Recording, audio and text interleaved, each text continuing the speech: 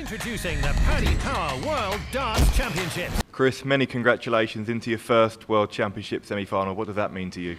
Yeah, it means a lot. It's a massive, massive achievement in my career. Just getting over that winning line, honestly, it's hard work. It's the most nervous I've felt trying to try and win a match, I'm not going to lie. But yeah, I kind of give myself a telling off in the break and just come out and I knew I could do it. I knew I had it in us, but yeah, I'm delighted to get that one. And after the heartbreak you suffered here on this stage a year ago today, to produce a comeback like that, you must be over the moon. Yeah, of course, and thoughts did go through my head at the break. Just please not again. Just go out there and prove that you can do it.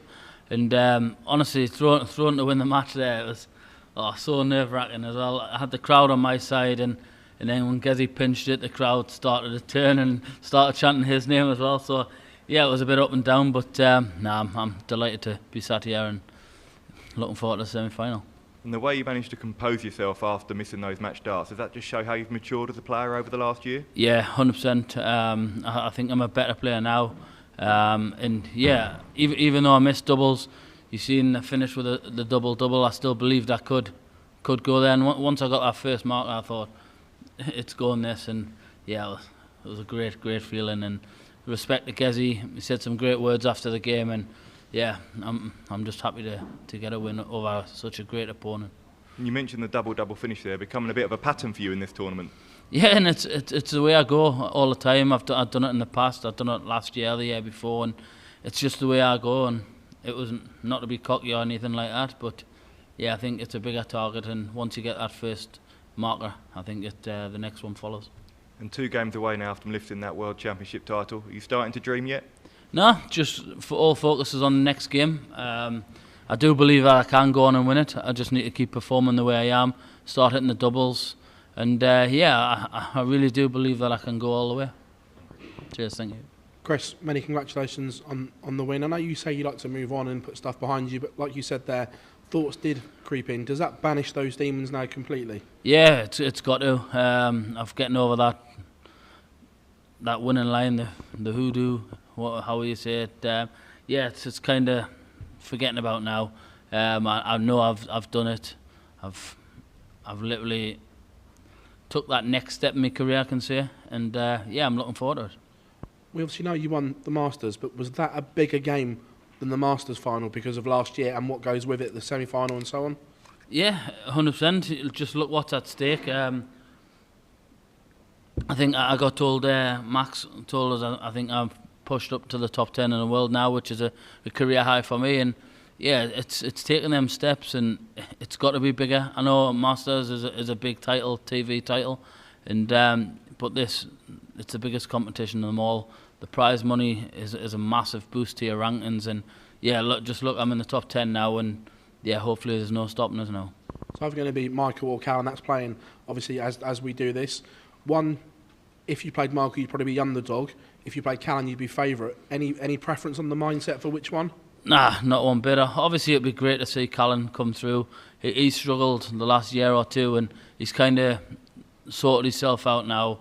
He went through his little blip. He's had loads of rants in the past, but he's playing some absolutely unbelievable darts, and he's got all the talent in the world. If he can sort his head out, he can go on to win many of these, and I really do believe that. But you never know who's going to win. He believes that he can do this. I believe he can, but it's just on the day, and I'll just be ready for whoever comes out of that. I'll look forward to it. I think it'll probably be a bit easier playing Michael than it will Callan, but no, it'll be nice to have another Bedlington lad through. Cheers. Chris, well done on the win. Just describe the feeling of throwing those first darts for the match, the one at 10s, and then obviously splitting for 4s. Yeah, if you see me hand, I was a nervous wreck. But yeah, I thought I love double 5 normally. I just thought if I come inside the double 5, you've still got to hit a big number. So I thought just split it, hit the 2, and then if you come inside, you've still got a double to throw at. But double 2, I normally love that, and there was 3 darts at double 2. So nervy, and it's hard to explain how nervy it was, but I got over the winning line and I'm into the next round. It's another learning curve, and I'm getting through it. You mentioned the sort of change in momentum when Gezi got that set back to be within one of yourself. At the time, did that feel quite a significant moment? Yeah, definitely. You've seen Gezi do it in the past. He's a cracking player. He never gives up, and he has, honestly, it takes a good player to beat him. And that was only my second win, I think, against Gezi, and it just shows how much it meant. He said some great words at the end. He gives all the respect, and fair play to the lad. He didn't play his best game, but he was gracious in defeat, and I respect that. Cheers. Well done, Chris. When Gezi got the set back, when you missed your chances to take the match, he seemed to be really loud on the set. He seemed to be getting the crowd involved in the game, maybe trying just to sort of upset you a little bit. Were you conscious of that? Because when you came off the stage, he seemed to be really loud. Yeah, no, it doesn't bother us. I think he played better in the first two sets when he was giving it, and he kind of died off. He didn't do that mid-game, and I think that helped me a bit. So, yeah, I only give it when I need to and at the right moments. But yeah, I noticed he had the crowd on his side when he took that set, and I just had to quiet them again and try and get them back onto my side, and I've done that by taking the first two legs of the last set, and yeah, I'm happy.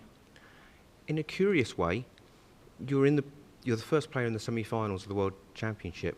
It feels like you've gone under the radar. Are you quite happy that you're sort of no one's really maybe talking about you much, and that you can just sneak in and go all the way? Yeah, of course, I'm happy.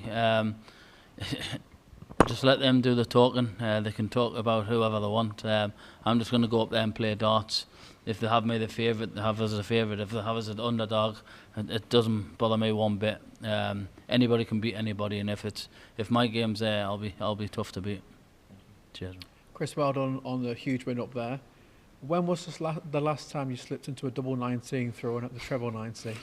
That wasn't anything to do with nerves. I think obviously when they've got the pressure of you're already missing the match darts, your hands kind of sweating. The release felt great, and the way it just went in, I was just kind of glad it didn't go outside the board.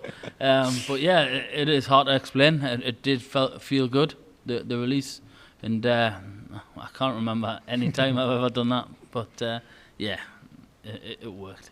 Have you proved something to yourself this tournament? I mean, we know that you won the Masters, but like you said, there's no stage bigger than this. Have you proved to yourself that under that extreme pressure, when you've got someone like Price chasing, that you can hold it together? Yeah, of course. You can't learn that anywhere else. Yeah, definitely. He's probably one of the best players in the world, and to beat him the way I did, I felt I scored great. But yeah, big respect to him. He didn't play his best, but yeah, I know I can do it now, and hopefully it took us a while to beat Michael, and now I've got a good record against Michael. So yeah, once I got that next win, hopefully I can kick on from that now. Well done, Chris. Thank you. Cheers. Did you notice Going Price smiling when you missed the double one? Nah, just try and just keep my head down and try not to look.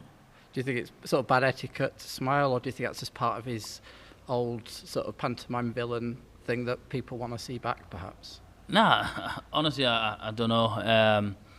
He might have smiled because he got that opportunity, but nah, honestly, he was gracious in defeat. I've got a lot of respect for him, and he just gets on. He has had a lot of stick and hate in the past by the fans, but nah, he's kind of played his way out of that, and they kind of get on his side, which he's a good lad.